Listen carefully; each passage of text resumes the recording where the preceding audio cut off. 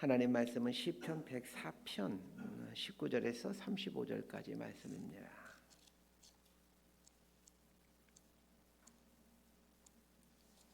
시편 104편 19절에서 35절까지 말씀 번갈아 가며 읽습니다. 제가 먼저 읽겠습니다. 여호와께서 달로 절기를 정하시며 해는 그 지는 때를 알도다. 주께서 흑암을 지어 밤이 되게 하시니 살림의 모든 짐승이 기어 나오나이다. 젊은 사자들은 그들의 먹이를 쫓아 부르짖으며 그들의 먹이를 하나님께 구하다가 해가 돋으면 물러가서 그들의 굴 속에 눕고 사람은 나와서 일하며 저녁까지 수고하는도다. 여호와여, 주께서 하신 일이 어찌 그리 많은지요. 주께서 지혜로 그들을 다 지으셨으니 주께서 지으신 것들이 땅에 가득하니이다. 거기에는 크고 넓은 바다가 있고 그 속에는 생물 곧 크고 작은 동물들이 무수하니이다. 그곳에는 배들이 다니며 주께서 지으신 리오야다니 그 속에서 노니이다. 이것들은 다 주께서 때를 따라 먹을 것을 주시기를 바라나이다. 주께서 주신즉 그들이 받으며 주께서 손을 펴신즉 그들이 좋은 것으로 만족하다가 주께서 낯을 숨기신즉 그들이 떨고 주께서 그들의 호흡을 거두신즉 그들은 죽어 먼지로 돌아가나이다. 주의 영을 보내어 그들을 창조하사 지면을 새롭게 하시나이다. 여호와의 영광이 영원히 계속할지며 여호와는 자신께서 행하신 일들로 말미암아 즐거워하시리로다. 그가 땅을 보신즉 땅이 진동하며 산들을 만지신즉 연기가 나는도다. 내가 평생토록 여호와께 노래하며 내가 살아있는 동안 내 하나님을 찬양하리로다. 나의 기도를 기쁘게 여기시기를 바라나니 나는 여호와로 말미암아 즐거워하리로다. 35절 함께 읽습니다. 죄인들을 땅에서 소멸하시며 악인들을 다시 잊지 못하게 하시리로다. 내 영혼아 여호와를 송축하라. 할렐루야. 시편 104편은 자연 만물을 창조하신 하나님의 위대하심과 자연 만물을 보존해 가시고 섭리해 가시는 하나님을 찬양하는 내용의 시입니다. 전반부 1절에서 18절까지가 자연 만물을 창조하신 하나님에 대한 하나님의 그 솜씨에 대한 찬양이라면 19절부터 35절까지는 이 창조된 자연 만물을 붙들고 계시는 하나님을 노래하고 있습니다. 오늘 본문을 보면서 자연 만물을 붙들고 계시는 이 하나님의 지혜와 숨결을 볼 수 있게 되기를 바라고, 더 나아가 우리의 일상에서도 이런 하나님을 동일하게 알아가고 경험해가는 그런 삶을 살았으면 합니다. 자, 19절에서 24절까지 말씀을 함께 읽습니다. 시작. 여호와께서 달로 절기를 정하시며 해는 그 지는 때를 알도다. 주께서 흑암을 지어 밤이 되게 하시니 살림의 모든 짐승이 기어 나오나이다. 젊은 사자들은 그들의 먹이를 쫓아 부르짖으며 그들의 먹이를 하나님께 구하다가 해가 돋으면 물러가서 그들의 굴 속에 눕고 사람은 나와서 일하며 저녁까지 수고하는도다. 여호와여, 주께서 하신 일이 어찌 그리 많은지요. 주께서 지혜로 그들을 다 지으셨으니 주께서 지으신 것들이 땅에 가득하니이다. 아침에 말씀드린 것처럼 시편 104편은 다윗의 시일 것으로 추정되어지고 있습니다. 이 19절에서 24절은 낮과 밤에 대한 이야기입니다. 낮과 밤을 주관하는 이 달과 해에 대한 이야기를 하면서 하루를 주관하시고 섭리해 가시는 하나님을 찬양하고 있습니다. 19절을 보면 이 달과 해에 대한 이야기를 하는데 독특한 것은 달을 먼저 이야기하고 해를 나중에 이야기한다는 것입니다.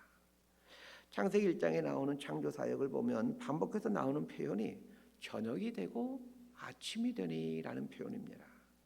창조가 이루어진 6일을 말하면서 하루하루를 말할 때마다 저녁이 되고 아침이 되니 이렇게 표현하면서 저녁을 먼저 이야기합니다. 우리는 이 아침과 저녁을 하루를 말할 때 아침과 저녁 이렇게 말하지 저녁과 아침 이렇게 말하는 사람은 거의 없습니다. 그리고 해와 달을 표현할 때도 해와 달 그러지 달과 해 이런 표현은 아마 거의 본 적도 없고 쓰지도 않으실 것입니다.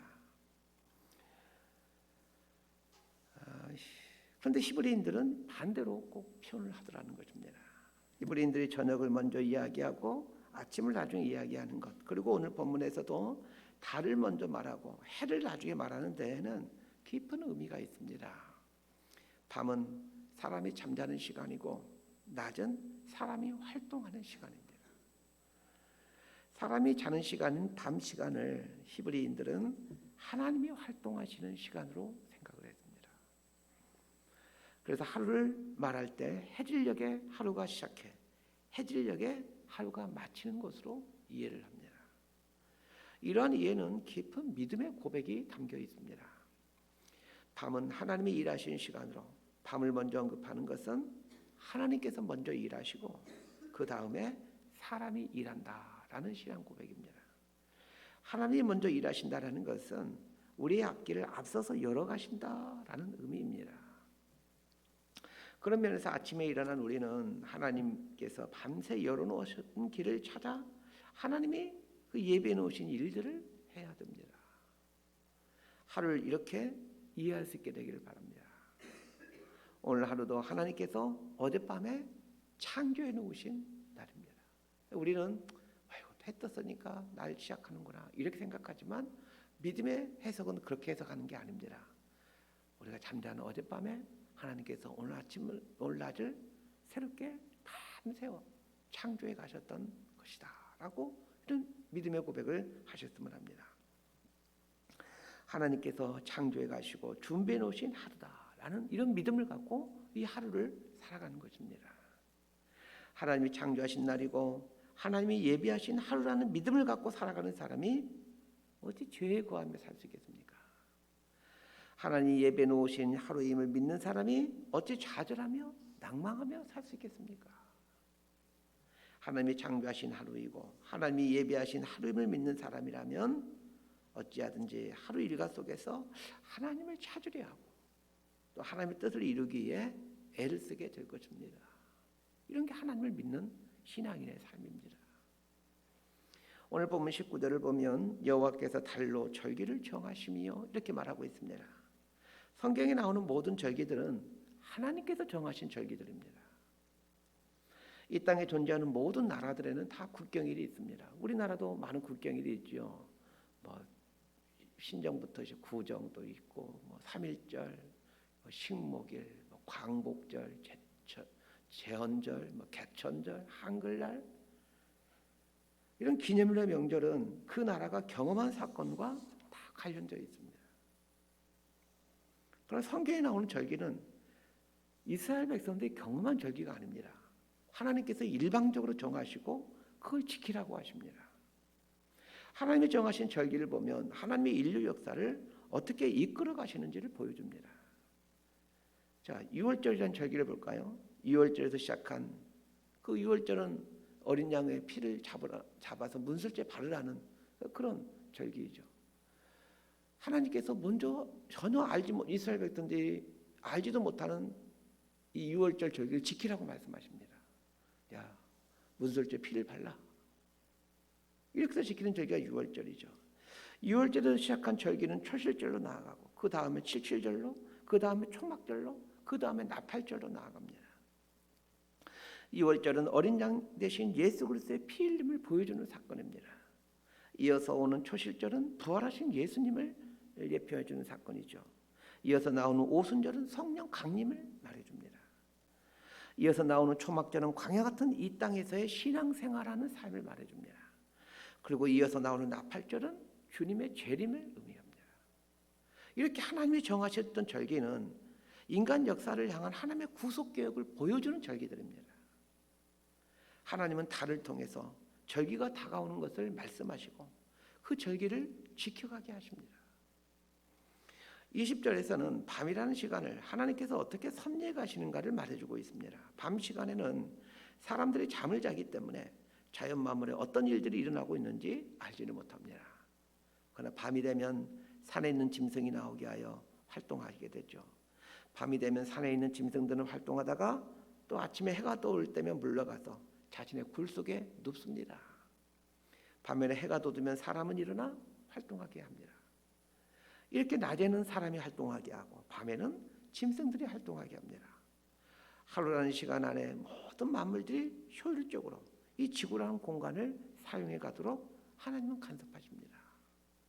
이런 사실을 알게 된 시인은 24절에서 여호와여 주께서 하신 일이 어찌 그리 많은지요 이러면서 하나님의 지혜를 찬양하고 있습니다. 우리가 자고 있는 밤 시간에도 하나님은 당신의 피조물을 붙들어서 만물들이 자라게 하시고 활동하게 하심으로 하나님을 찬양하게 하십니다. 25절부터 29절까지 말씀 함께 봅니다. 시작. 거기에는 크고 넓은 바다가 있고 그 속에는 생물 곧 크고 작은 동물들이 무수하니이다. 그곳에는 배들이 다니며 주께서 지으신 리어와 야단이 그 속에서 노래나니이다. 이것들은 다 주께서 때를 따라 먹을 것을 주시기를 바라나이다. 주께서 주신즉 그들이 받으며 주께서 손을 펴신즉 그들이 좋은 것으로 만족하다가 주께서 낯을 숨기신즉 그들이 떨고 주께서 그들의 호흡을 거두신즉 그들은 죽어 먼지로 돌아가나이다. 25절부터 29절까지는 바다에 살고 있는 생물들에 대한 이야기입니다. 지금이야 바닷속을 훤히 들여다볼 수 있는 기술이 있어서 바다에 얼마나 많은 종류의 이 물고기들이 살고 있는지를 알고 있지만 이 고대 시대에 바다 안에 살고 있는 고기들의 모습을 보는 것은 쉽지 않았을 것입니다. 시인은 바다에 사는 수많은 종류의 고기들도 하나님의 돌보심 속에 있다라고 노래하고 있습니다. 바다에는 고기만 살고 있는 것이 아니라 리오 야단이 놀고 있다라고 얘기를 합니다. 이 리오 야단이란 어떤 번역본에서는 용으로 번역되어 있기도 하고 혹은 악어로 번역되어 있기도 하는데 괴물처럼 생긴 큰 물고기를 말하고 있는 것 같습니다. 우리식으로 하면은 용왕신 이라고 말할 수도 있겠죠. 바다를 지배하는 이 괴물 같은 존재도 하나님의 돌보심 속에서 놀고 있다라고 시인은 말합니다. 이것은 당시 바다를 관장하는 큰 물고기를 섬기는 우상 숭배에 정면으로 대치하는 신앙 고백입니다. 사람들이 생각하고 있는 것처럼 바다를 통치하고 있는 큰 물고기조차도 하나님이 창조하신 피조물이고 하나님의 다스림 속에 있다라는 고백입니다. 바다에 살고 있는 모든 생물들이 하나님께서 먹을 걸 주신다는 걸 알고 하나님의 공급해 주심을 바라보고 있다라는 말입니다. 그러고 보면 바닷속에 있는 수많은 고기들이 먹고 사는 걸 보면 참 신기합니다. 어디 바닷속에 있는 물고기들만 먹고 사는 것이 신기하겠습니까? 여러분 출퇴근 시간에 서울의 강남역이나 신도림역 같은 곳을 가보게 되면 발 디딜 틈 없이 사람들로 가득 차 있습니다. 이 많은 사람들이 매일 밥을 먹고 산다는 것이 참으로 신기합니다. 도대체 이 많은 사람들을 먹일 식량들은 어디서 난 것일까요?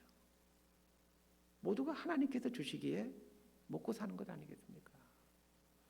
28절에서 시인은 이렇게 노래하고 있습니다. 주께서 주신즉 그들이 받으며 주께서 손을 펴신즉 그들이 좋은 것으로 만족하다가 시인의 이 고백을 깊이 묵상해 보십시오.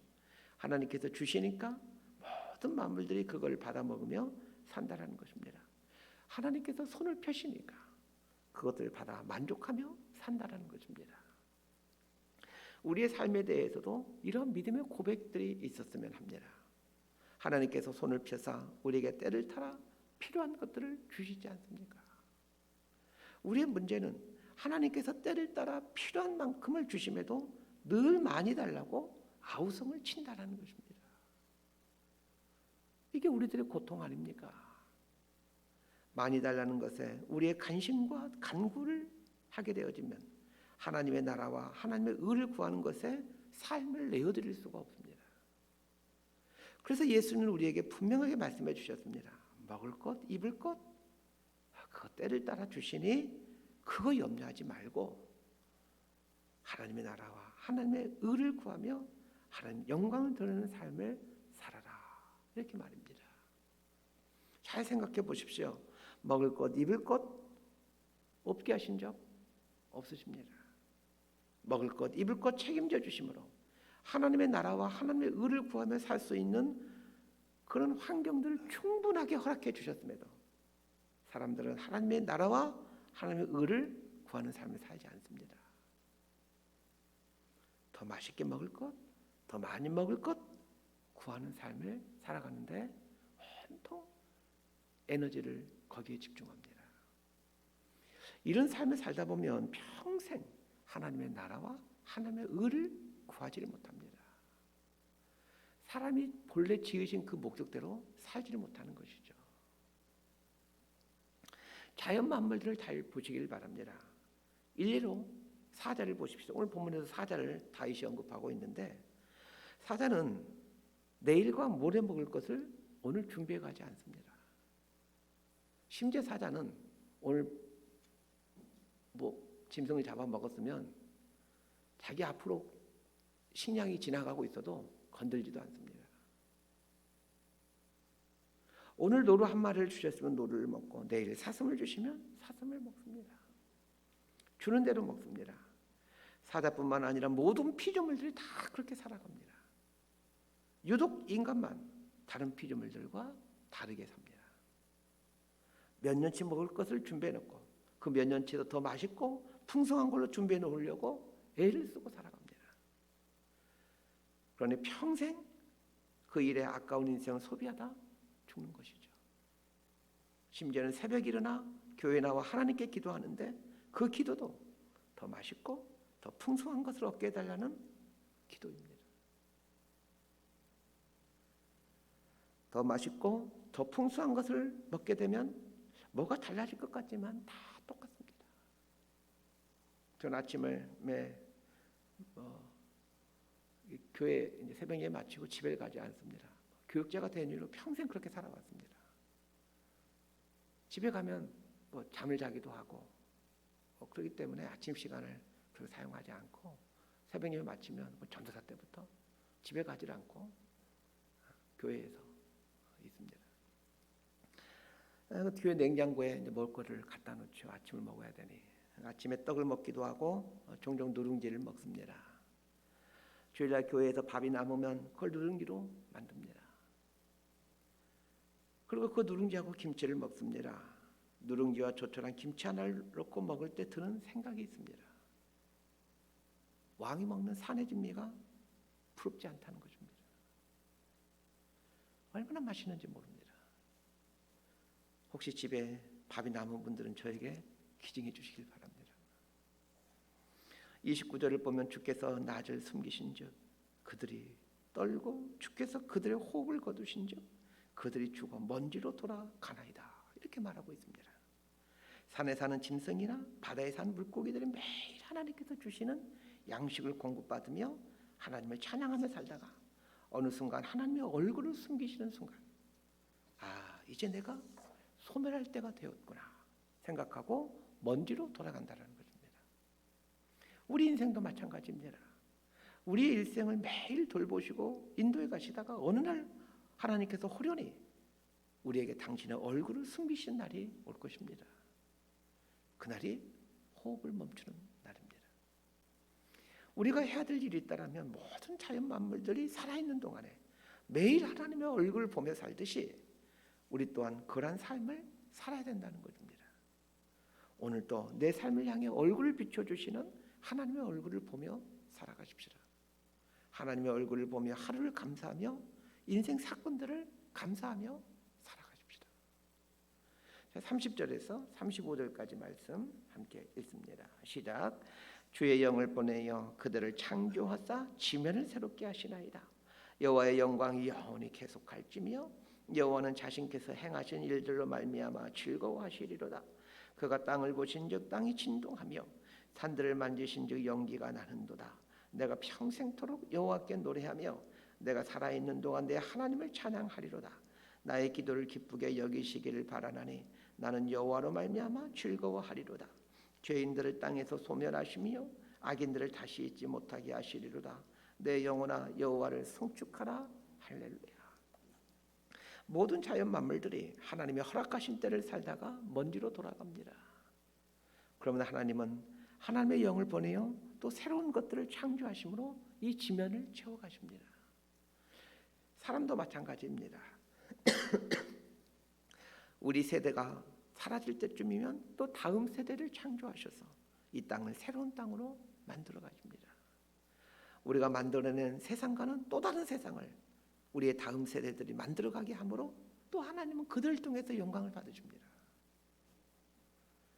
그래서 우리 기성세대들은 다음 세대를 보면서 한숨 쉬지 말아야 됩니다. 아이고 저것들 어쩌려고 저렇게 사나. 한숨 질 필요가 없습니다. 그들은 우리가 만드는 세상의 모습과는 또 다른 모습을 만들어가므로 하나님의 영광을 드러냅니다. 그렇게 함으로 영원히 이 땅에 하나님의 영광을 드러내도록 섭리해 가십니다. 하나님의 이러한 섭리를 깨달은 시인이 어떤 삶을 살겠다라고 결단합니까? 33절 보십시오. 내가 평생토록 여호와께 노래하며 내가 살아있는 동안 내 하나님을 찬양하리로다. 모든 만물들을 붙들고 계시므로 모든 만물들로부터 찬양받고 계시기에 또한 나의 세대를 뛰어넘어 과거로부터 미래까지 계속해서 모든 만물들과 세대로부터 찬양을 받으시기에 내가 해야 될 일이 있다면 평생에 걸쳐 하나님을 찬양하며 사는 것입니다. 하나님을 찬양하며 산다라는 말은 찬송가나 복음성가를 부르며 산다 이런 뜻이 아닙니다. 내 처해진 삶의 자리가 어떠하든지 하나님의 섭리를 받아들이며 하나님의 뜻대로 살기를 힘써가는 것이 하나님을 찬양하며 산다라는 말의 의미입니다. 말씀 정리합니다. 하나님은 천지 만물을 만드시고는 천지 만물이 스스로 돌아가도록 내팽개치는 분이 아닙니다. 완벽하게 천지 만물을 만드셨지만 매 순간 천지 만물을 붙들고는 그걸 다스리시고 섭리해 가십니다. 그렇게 함으로 당신이 계획하신 하나님 나라 완성이라는 목표를 이루어 가십니다. 천지 만물을 붙드시고 섭리해 가신 하나님께서 우리의 인생을 인도해 가시고 섭리해 가시는 것은 당연한 것 아니겠습니까? 미천한 들짐승도 바닷속에 이름 없는 작은 물고기도 하나님께서 입히시고 먹이신다면 당신의 형상대로 창조하신 우리들이야 오죽하겠습니까? 이 하나님을 신뢰하고 우리들이 해야 될 것은 평생에 걸쳐 하나님을 찬양하는 것임을 알아서 매 순간 하나님의 임재 앞에서 감사하며 또 그분의 섭리를 받아들이며 경배하는 삶을 살게 되기를 진심으로 소망하고 축복합니다. 기도하겠습니다. 하나님 아버지, 천지 만물을 창조하실 뿐만 아니라 창조한 모든 피조 세계를 돌보시고 붙드시고 그것들을 매 순간 인도해 가신 하나님, 이 하나님을 인정해드리며 우리 삶에서도 하나님의 섭리를 높여드리는 찬양이 그치지 않게 되기를 원합니다. 하나님의 때가 되어 호흡을 멈추게 하실 때까지 하나님의 돌보심을 기대하며 감사하며 찬양하며 살아가는 저희들 되게 하여 주옵소서.